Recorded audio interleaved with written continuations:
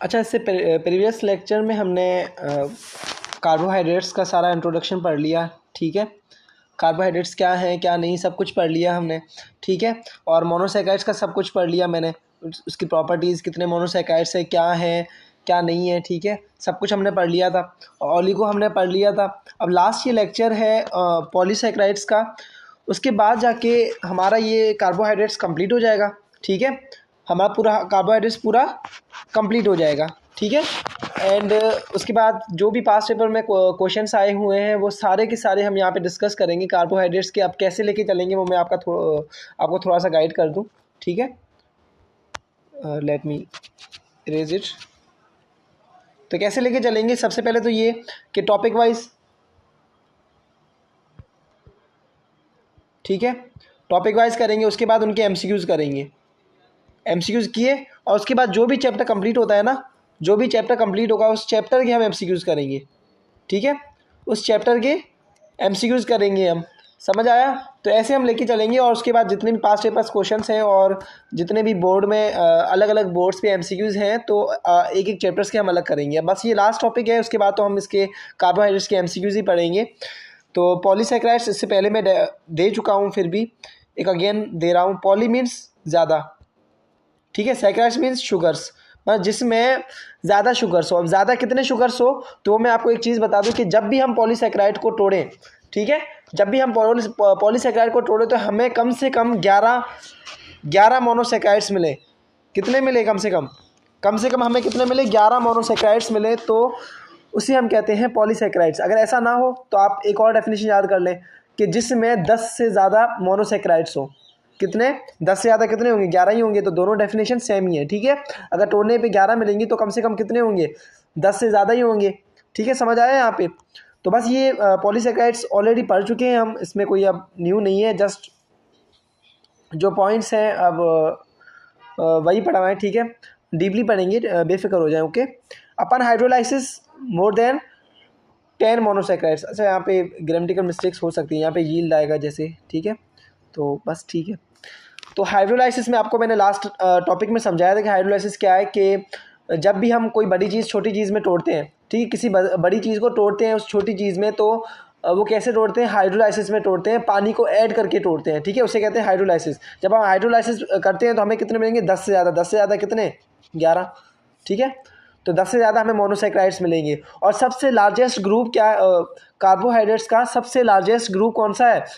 यही है पॉलीसैकेराइड्स। अगर मिसाल तौर एक एमसीक्यूज आ जाएगा, which of the following is the largest group of carbohydrates, तो वहाँ पे ऑप्शंस आएंगे ओलिगोसैकेराइड्स, मोनोसैकेराइड्स, पॉलीसैकेराइड्स या नन ऑफ दीज या ऑल ऑफ दीज, जो भी आए, ठीक है। तो वहाँ पे करेक्ट ऑप्शन क्या होगा? पॉलीसैकेराइड्स होगा। मतलब कार्बोहाइड्रेट्स का जो सबसे लार्जेस्ट ग्रुप है वो है पॉलीसैकेराइड्स, ओके। अच्छा, यहाँ पे एक टॉपिक रह रहा है होमोपॉलीसैकेराइड्स, ठीक है। और जिसमें यहाँ पे मैं थोड़ा बहुत समझा देता हूँ फिर भी। जिसमें कुछ कैसे हैं होमोपॉलीसैकेराइड्स हैं, तो कुछ कैसे हैं हेटेरोपॉलीसैकेराइड्स हैं। होमोपॉलीसैकेराइड में कौन कौन आते हैं? एक स्टार्च आता है, ग्लाइकोजन आता है, ठीक है। हेटेरोपॉलीसैकेराइड्स में कौन आता है? अच्छा, ये अगर AGAR हो, ठीक है, AGAR अगर, ठीक है। अगर पैक्टिन ये है हेटेरोपॉलीसैकेराइड्स, तो ये कैसे आएंगे? क्या है हेटेरो, क्या है होमो, मैं समझा दूं।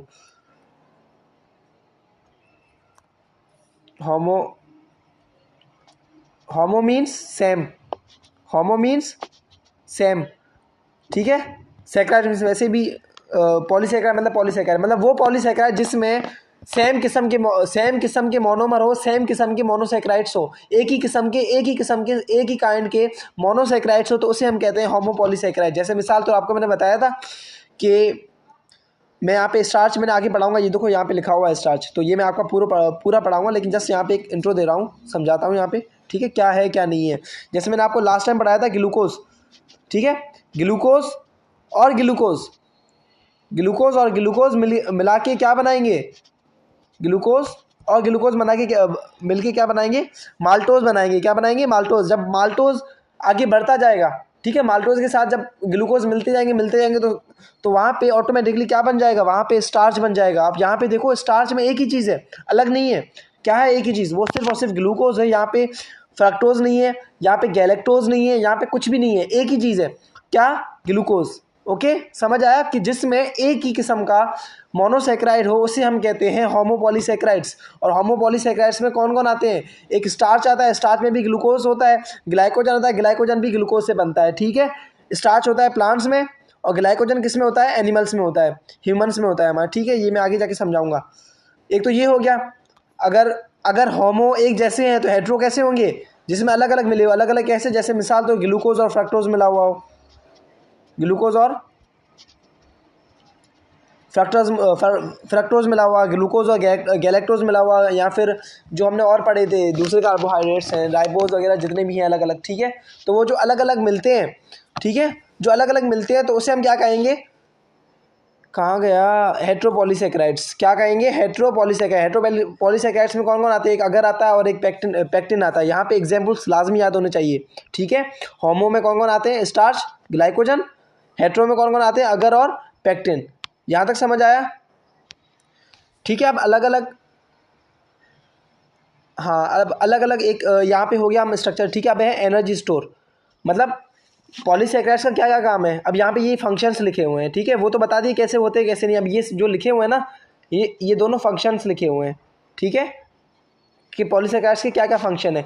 पॉलीसेक्राइड का पहला फंक्शन तो ये एनर्जी स्टोर करना, एनर्जी स्टोर करना। और एनर्जी स्टोर कौन करते हैं, स्टार्च करते हैं और ग्लाइकोजन करते हैं, ठीक है। अगर अगर मिसाल तो कोई प्लांट है, अगर किसी प्लांट में ग्लूकोज ज़्यादा है, ठीक है, किसी भी प्लांट में ग्लूकोज ज़्यादा है तो वो ग्लूकोज आहिस्ता आहिस्ता वहाँ पे, अब इतना ग्लूकोज प्लांट को चाहिए ही नहीं कि सारा, मतलब इतना ज़्यादा नहीं चाहिए होता, ठीक है, जितना चाहिए होता है वो खर्च कर लेती है, लेकिन इतना ज़्यादा नहीं चाहिए होता, फिर वो क्या करती है, वो जमा कर लेती है, किसकी फॉर्म में, जमा किसकी फॉर्म में करती है, स्टार्च की फॉर्म में जमा कर लेती है, ताकि आगे जब ज़रूरत पड़े तो उस स्टार्च को तोड़ के ग्लूकोज बनाया जा सके। सेम एनिमल्स में भी है, हम इंसानों में भी, हम इंसानों में क्या होता है, हम जो ग्लूकोज लेते हैं तो वो सारा ग्लूकोज हमें नहीं चाहिए होता, ठीक है।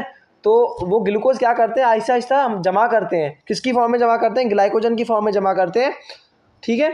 ग्लाइकोजन की फॉर्म में जमा करते हैं और फिर जब हमें ग्लूकोज चाहिए होगा तो ग्लाइकोजन से, हाइड्रोलाइसिस से टूटेगा ग्लाइकोजन, उससे हमें ग्लूकोज मिलता जाएगा, ठीक है। यहाँ तक समझ आया कि एक तो एनर्जी स्टोर करते हैं और उसके बाद क्या करते हैं, पॉलीसेक्राइड्स स्ट्रक्चरल मटेरियल भी है। स्ट्रक्चर मतलब कोई भी चीज़ बनाते भी है, कैसे कैसे कैसे बनाते हैं, एक तो सेल्यूलोज, जैसे यहाँ पे एग्जाम्पल्स हैं, ठीक है। अब कोई पूछे कि स्टार्च और ग्लाइकोजन किस किस्म के पॉलीसेक्राइड्स, तो वहाँ पे आप क्या कहोगे, एनर्जी स्टोरेज, ठीक है, एनर्जी स्टोर करते हैं, समझ आया यहाँ पे। और स्ट्रक्चरल मटेरियल कौन कौन से जो स्ट्रक्चर बनाते हैं, कौन कौन से पॉलीसेक्राइड्स हैं जो स्ट्रक्चर बनाते हैं, एक तो सेल्यूलोज है और दूसरा काइटिन है। ये क्या करते हैं, ये स्ट्रक्चर बनाएंगे, ये कोई एनर्जी स्टोर नहीं करेंगे, समझ आया। इनों का काम नहीं है एनर्जी स्टोर करना, इनों का काम है सिर्फ और सिर्फ स्ट्रक्चर, कोई मटेरियल, किसी मटेरियल का स्ट्रक्चर बनाना। किसका स्ट्रक्चर बनाना, आपको एग्जांपल देता हूँ, सेल्यूलोज तो आपने हमेशा सुना होगा, ठीक है। प्लांट की जो सेल वाल होती है, प्लांट की जो सेल वाल बनती है, वो सेल वाल कौन बनाता है, वो ये बनाता है, सेल्यूलोज। तो सेल्यूलोज यहाँ पे क्या कर रहा है, प्लांट की सेल वाल बना रहा है, स्ट्रक्चर बना रहा है, समझ आया। काइटिन किसकी सेल वाल बनाता है, काइटिन बनाता है फंजाई की सेल वाल बनाता है, ठीक है। दोनों क्या बना रहे हैं, सेल वाल बना रहे हैं। सेल वाल क्या है, एक स्ट्रक्चर है, दोनों स्ट्रक्चर बना रहे हैं, ठीक है। तो ये पॉलीसेक्राइड्स कैसे हुए, क्या ये एनर्जी वाले पॉलीसेक्राइड्स हुए या फिर ये स्ट्रक्चरल वाले हुए, बताओ, स्ट्रक्चरल वाले हुए, शाबाश। ओके, तो एक तो ये प्रॉपर्टी हमने पढ़ ली थी, वैसे भी पढ़ ली थी हमने, ठीक है। पॉलीसेक्राइड्स क्या होते हैं, इनसॉल्युबल होते हैं इन वाटर। पॉलीसेक्राइड्स क्या होते हैं, इनसॉल्युबल। तो ये एक शॉर्ट इंट्रोडक्शन हो गया पूरा पॉलीसेक्राइड्स का। यहाँ पे मैं फिर से अगर थोड़ा बहुत एक ओवरव्यू दे दूँ तो वो ये कि हाइड्रोलाइसिस करेंगे तो 10 से ज़्यादा अपना मोनोसेक्राइड्स मिलेंगे, ठीक है। सबसे बड़ा ग्रुप है, सबसे बड़ा ग्रुप है उसका, किसका बताओ, किसका, कार्बोहाइड्रेट्स का, ठीक है। कार्बोहाइड्रेट्स का सबसे बड़ा ग्रुप है। और कुछ पॉलीसेक्राइड्स ऐसे होते हैं जिसमें एक ही किस्म के मोनोसेक्राइड्स होते हैं। जब एक ही किस्म के मोनोसेक्राइड्स होते हैं तो उसे होमोपॉलीसेक्राइड्स कहते हैं। जब अलग किस्म के मोनोसेक्राइड्स होंगे तो उसे हेट्रोपॉलीसेक्राइड्स कहेंगे। होमोपॉलीसेक्राइड्स में कौन कौन आते हैं, स्टार्च आता है और ग्लाइकोजन आता है, ठीक है। हेट्रोपॉलीसेक्राइड्स में कौन कौन आता है, एक तो अगर आएगा, AGAR है, फिर से बता दे रहा हूँ, ठीक है, AGAR, अगर स्पेलिंग मिस्टेक, तो इसे मिटा ही देते हैं हम, सही है। हाँ, अब कुछ नहीं दिख रहा, ठीक है। अगर आ गया, पैक्टिन आ गया, इसे भी मिटा देते हैं। और ये क्या करते हैं, ये बस ठीक है, यहाँ पे समझ आया। और स्टार्च और ग्लाइकोजन का काम क्या है, एनर्जी स्टोर करना, ठीक है, एनर्जी स्टोर करना। और उसके बाद जो सेल्यूलोज का काम क्या है, स्ट्रक्चर बनाना। काइटिन का काम क्या है, स्ट्रक्चर बनाना, ठीक है। और पॉलीसेक्राइड्स क्या है, इनसॉल्युबल इन वाटर, ठीक है ठीक है ठीक है ठीक है ठीक है। अब स्टार्च, यहाँ पे डीप स्टडी करते हैं स्टार्च की। स्टार्च है क्या, पूछो अपने आप से, स्टार्च है क्या, स्टार्च क्या है, स्टार्च एक पॉलीसेक्राइड है, ठीक है। उसके बाद जब हम स्टार्च को तोड़ेंगे, कैसे तोड़ेंगे, हाइड्रोलाइसिस तोड़ेंगे। कैसे तोड़ेंगे, हाइड्रोलाइसिस में क्या होता है, वाटर को ऐड करते हैं, वाटर को ऐड करके अब वो टूटेगा, किस में टूटेगा, माल्टोज में टूटेगा। माल्टोज किस में टूटेगा, ग्लूकोज में। ग्लूकोज क्या है, ग्लूकोज देखो यहाँ पे एक ही किस्म का है, क्या क्या क्या स्टार्च टूट के कोई और चीज़ बना रहा है, कोई और मोनोसैकेराइड बना रहा है, नहीं बना रहा है, एक ही बना रहा है। जब एक ही किस्म के मोनोसैकेराइड होते हैं हम क्या कहते हैं, होमोपॉलीसैकेराइड्स कहते हैं। तो ठीक है, अगर होमोपॉलीसैकेराइड्स कहते हैं तो स्टार्च क्या है, होमोपॉलीसैकेराइड्स, ठीक है, होमोपॉलीसैकेराइड्स। उसके बाद यहाँ पे मेड बाय अल्फा ग्लूकोज, ठीक है। ग्लूकोज से तो बनता है, लेकिन कौन से ग्लूकोज से बनता है, वो बनता है अल्फा ग्लूकोज से, ठीक है, जिसमें OH नीचे होता है। यहाँ पे मैंने पता नहीं अगर आपको डायग्राम मैंने दिखाई थी या नहीं, यहाँ पे मैंने डायग्राम ऐड नहीं किया, बट आप एक काम करना, आपकी जो भी टेक्स्ट बुक्स हो ना, सिंध बोर्ड या फिर जो भी हो, आप वहाँ पे डायग्राम्स लाजमी देख लेना, जो मैं आगे पढ़ाऊंगा ना, अमाइलोज वगैरह, उसकी डायग्राम्स लाजमी देख लेना, ओके। तो ये समझ आ गया, ठीक है। उसके बाद क्या है, स्टोरेज कार्बोहाइड्रेट, ये मैंने आपको बता दिया कि कार्बोहाइड्रेट जो भी ग्लूकोज बनता है उसको ग्लूकोज बनता है वो किस फॉर्म में स्टोर होता है, स्टार्च की फॉर्म में स्टोर होता है, ठीक है। और कहाँ कहाँ पे मिलता है स्टार्च हमें, एक तो सीरियल ग्रैन्स में मिलता है, ठीक है। उसके बाद पोटैटो में मिलेगा, ट्यूबर्स में मिलेगा, और बस यहाँ पे हमें स्टार्च मिलता है, ठीक है। अगर अब देखो यहाँ पे प्लांट्स में तो मिलता है, लेकिन अब वो जब हम खाते हैं, जाहिर सी बात ये जो चीज़ें यहाँ पे लिखी हैं वो सारी हम खाते हैं, ठीक है। जब हम खाते हैं तो हमारी बॉडी में, जब भी हम खाते हैं तो हमारी बॉडी क्या करेगी, उसको जाहिर सी बात है तोड़ेगी ना, तोड़ेगी। तो कोई ना कोई तोड़ने वाला होना चाहिए, उसको स्टार्च को तोड़ने वाला कोई ना कोई होना चाहिए। तो स्टार्च को तोड़ने वाला कौन है, अमाइलेज। अमाइलेज एक एंजाइम है जो स्टार्च को तोड़ता है। यहाँ पे मैं जब एंजाइम्स पढ़ाऊँगा, ठीक है, तो वहाँ पे सही तरह मैं समझाऊँगा। अमाइलेज का फिर से बताऊंगा, अमाइलेज क्या है क्या नहीं है, एंजाइम्स क्या है क्या नहीं है, सब कुछ पढ़ाऊंगा, ठीक है। यहाँ पे जस्ट ये बातें याद रखो जो पॉइंट्स रिलेट कर रही है ना किसी। अच्छा हाँ, एक और बात कि जो भी पॉइंट्स आप देख रहे हो कि किसी और चैप्टर से रिलेट कर रही हो, किसी और चैप्टर से रिलेट कर रही हो, तो वो आप लाजमी नोट करो, लाजमी याद रखो।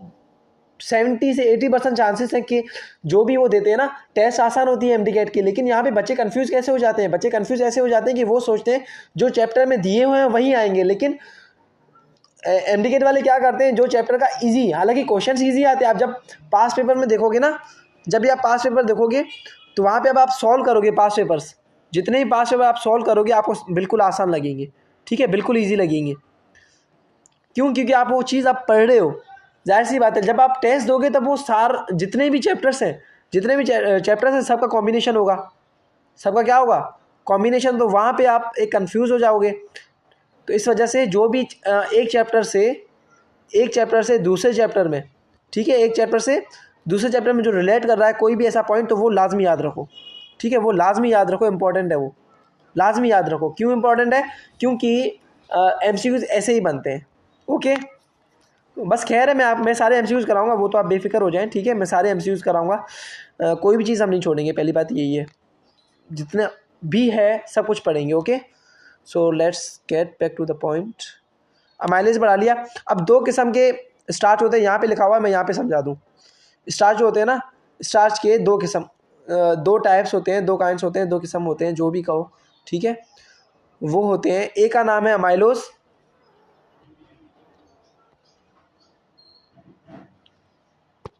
बड़े अल्फाजों से लिखते हैं, ठीक है।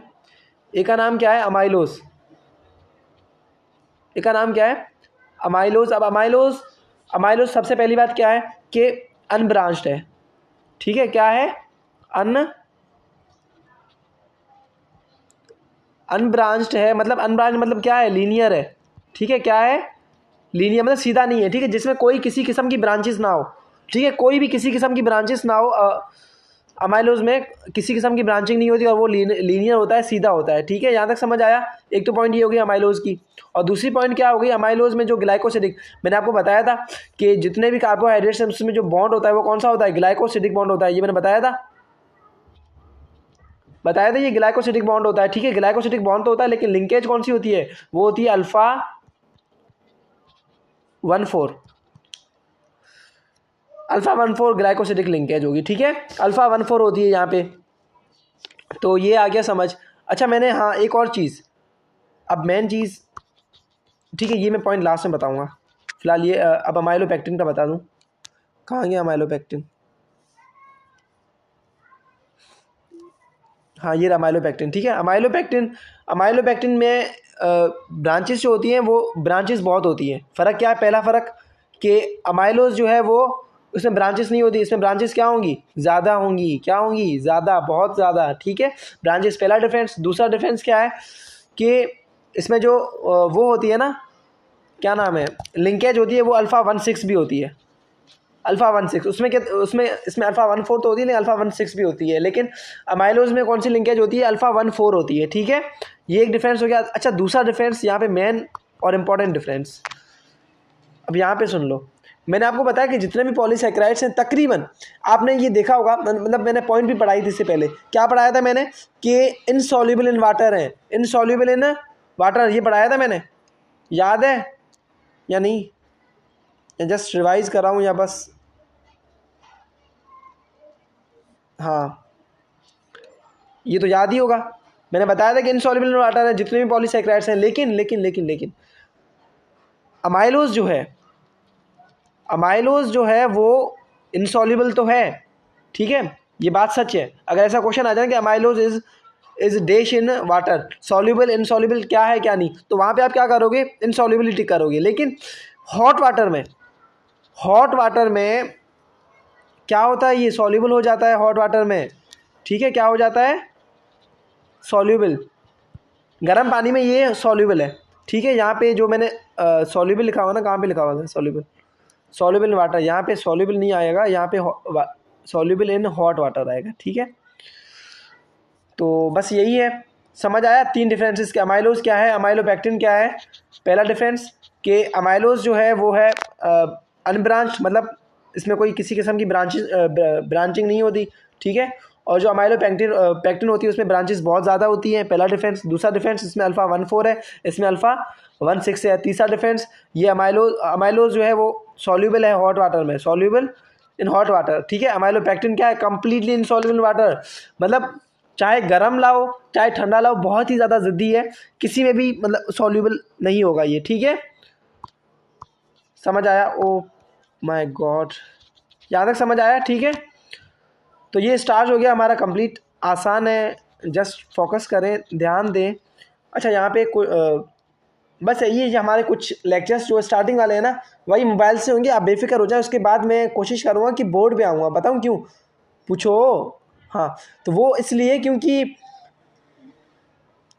बोर्ड पे एक्सप्रेशंस जो होते हैं ना, किसी टीचर के एक्सप्रेशंस होते हैं, तो वहाँ पे समझना ज़्यादा आसान होता है। हालांकि यहाँ पे भी मैं समझा रहा हूँ अपने हिसाब से, आपको समझ भी आ रहा होगा। ठीक है, अगर समझ नहीं आ रहा तो एमडी के टेस्ट ना ही दो। ठीक है, समझ आ रहा है तो बेहतर है। हाँ, तो बस आप बेफिक्र हो जाएं, जल्दी मैं बोर्ड पे आऊँगा या फिर कैमरा पे आऊँगा, सही है। पेजेस वगैरह तो वहाँ पे सही समझाऊँगा, वहाँ पे इजी समझ आएगा। या मोबाइल है तो यहाँ पे बस ज़्यादा फोकस करना होगा आपको, फोकस उसमें भी करना होगा। ठीक है, चलो ये स्टार्ट हो गया, सारा समझ आ गया होगा, दोबारा रिपीट मैं नहीं करवाने वाला। ठीक है, खुद पढ़ लेना फिर से अगेन।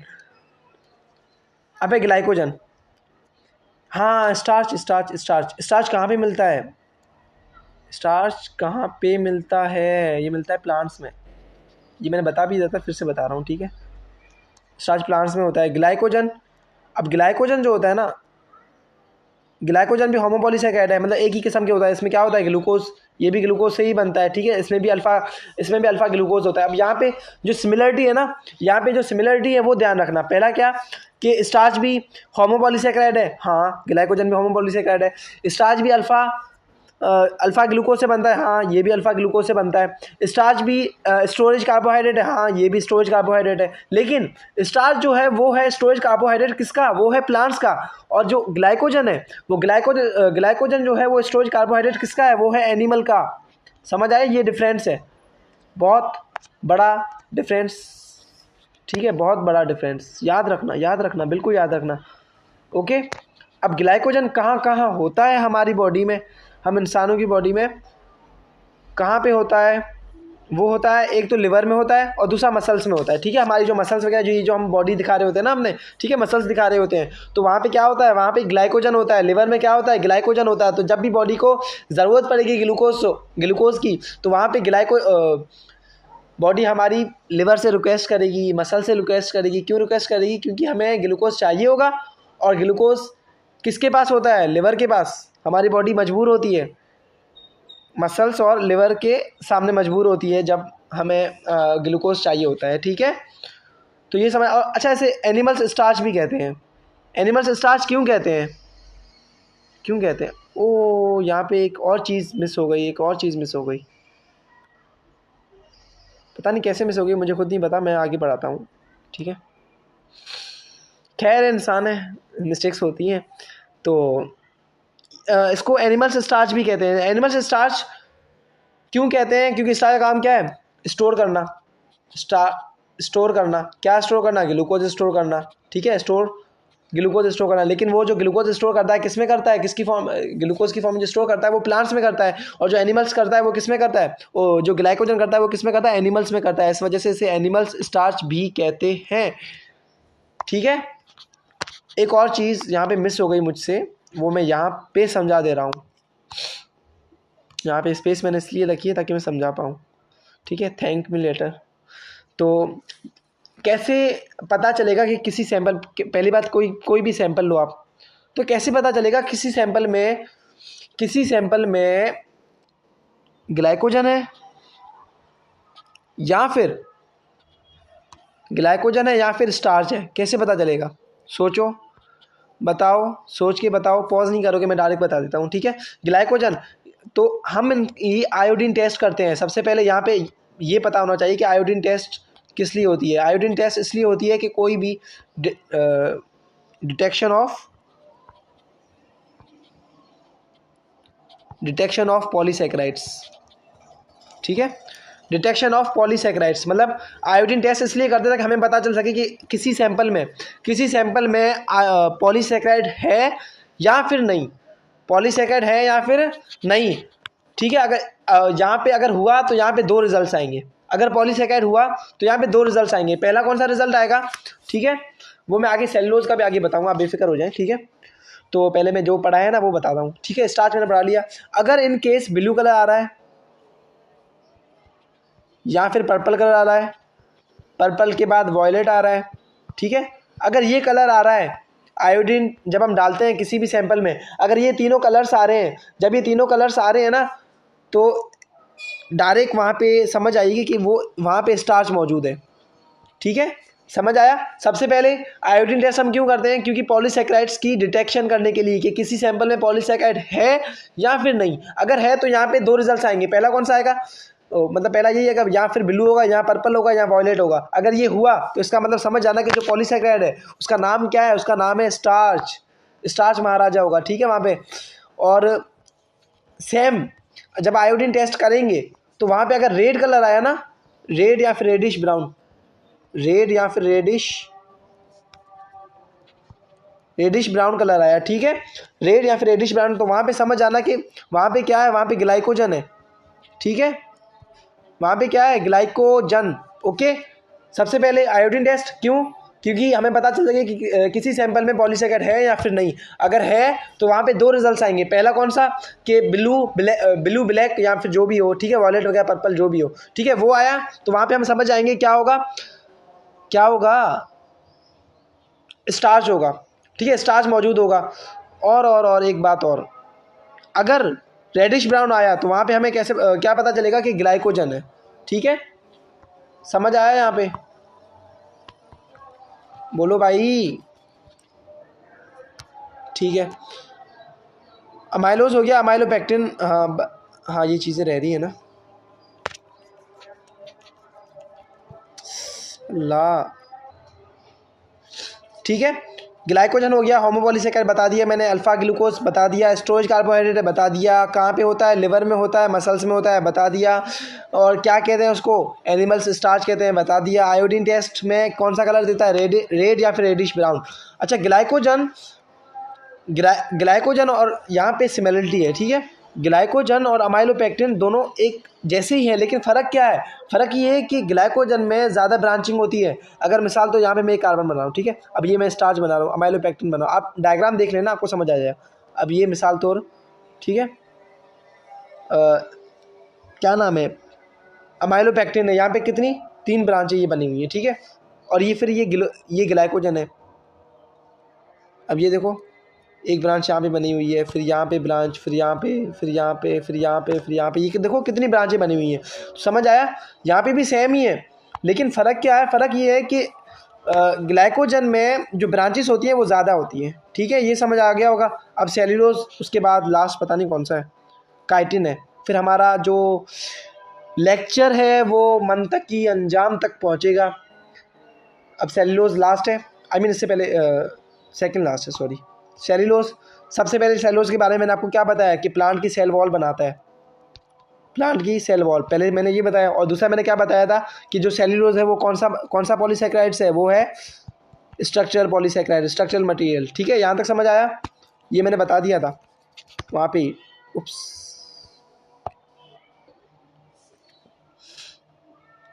ये मैंने बता दिया था। उसके बाद अल्लाह, मोस्ट अपन, हाँ ये मेन चीज़, ठीक है, कार्बोहाइड्रेट्स जितने भी आप पढ़ रहे हो, अब जितने भी कार्बोहाइड्रेट्स पढ़ रहे हो वहाँ पे सबसे ज़्यादा जो पाने वाला कार्बोहाइड्रेट होता है, सबसे ज़्यादा कार्बोहाइड्रेट्स वो होता है, सबसे कौन होता है, वो सेल्यूलोज होता है। यहाँ पे एमसीक्यूज बहुत सारे बने भी हैं और बन भी सकते हैं, ठीक है। Which of the following is the most abundant carbohydrate in found in, जो भी हो, ठीक है, आगे जो भी एमसीक्यूज बना हुआ है, तो वो कौन है, वो सेल्यूलोज है। जिसमें आप जितने भी आप पढ़ते हो ना, ग्लूकोज वगैरह जितने भी आप पढ़ते हो, सबसे ज़्यादा सबसे ज़्यादा जो होगा ना, वो कौन होगा, सेल्यूलोज होगा, ठीक है, यहाँ तक समझ आया।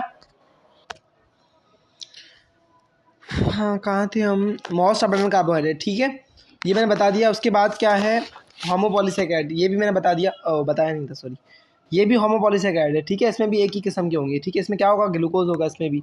हाँ अब ये फ़र्क क्या है, आप जितने भी पढ़े, आपने ग्लाइकोजन पढ़ा, आपने स्टार्च पढ़ा, ग्लाइकोजन और स्टार्च दोनों जो बन रहे थे, ठीक है, वो ग्लूकोज से तो बन रहे थे, लेकिन कौन से ग्लूकोज से बन रहे थे, वो अल्फ़ा ग्लूकोज से बन रहे थे। कौन से ग्लूकोज से, अल्फ़ा, ठीक है, लेकिन ये अल्फ़ा से नहीं बन रहा, ये किससे बन रहा है, ये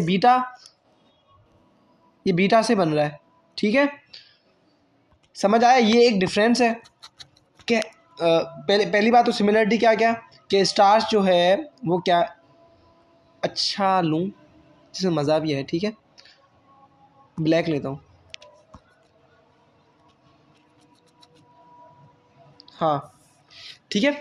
सबसे पहले कहाँ गया आप, सिमिलरिटी क्या कि दोनों जो है, तीनों जो है वो ग्लूकोज से बने हुए हैं, ठीक है, तीनों जो है किससे बने हुए हैं, ग्लूकोज से।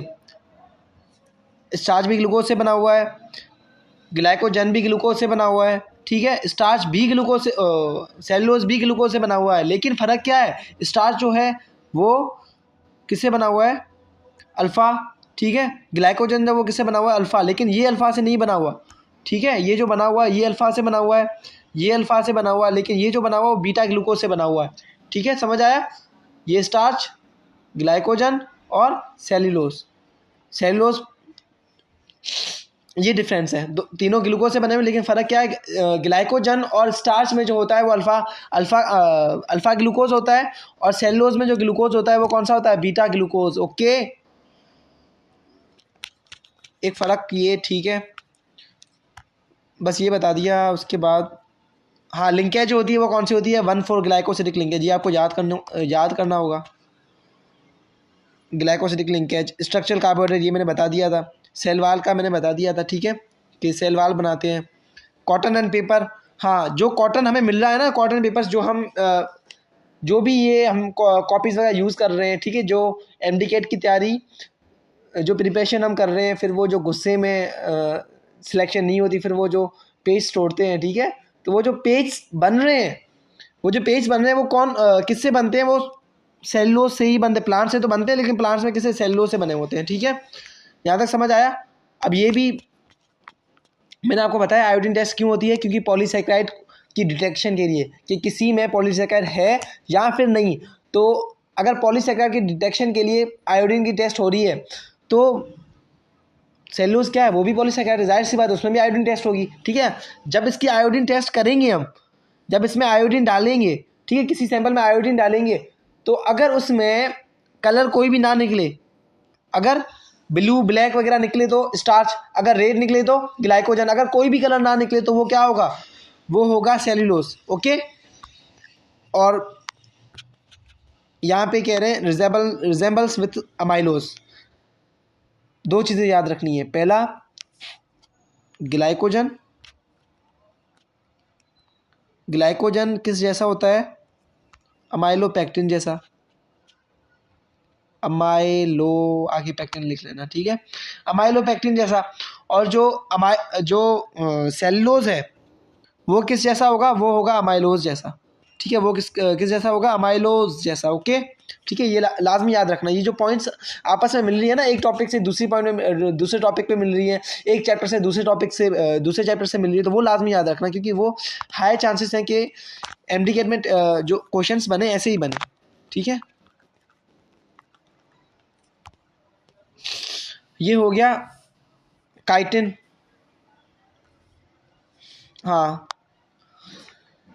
काइटिन क्या है? Second most abundant organic molecule से, जो सेकंड अबंडेंट हम पॉलीसैकेराइड भी कह सकते हैं बेसिकली। सबसे पहले कौन सा है? कार्बोहाइड्रेट। सबसे पहले कार्बोहाइड्रेट कौन सा है? सेलुलोज। उसके बाद जो पॉलीसैकेराइड है वो कौन सा है? काइटिन है, ठीक है।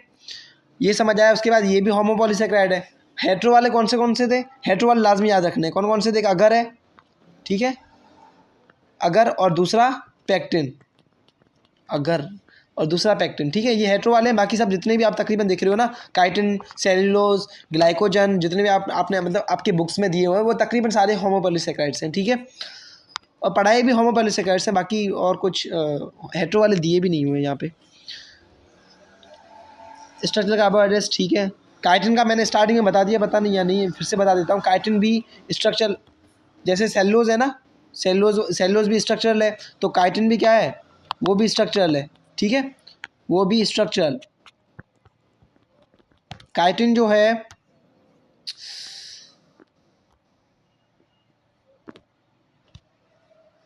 हाँ, तो यहाँ मैंने लिख लिया, ठीक है। सेलुलोज जो है, ठीक है, वो भी स्ट्रक्चरल है, काइटिन भी स्ट्रक्चरल है, मतलब दोनों स्ट्रक्चरल बनाते हैं। लेकिन जो सेलुलोज है वो क्या बनाता है? वो प्लांट की सेल वाल बनाता है, ठीक है। जो काइटिन है वो क्या बनाता है? वो फंगल की सेल वाल बनाता है, समझ आया?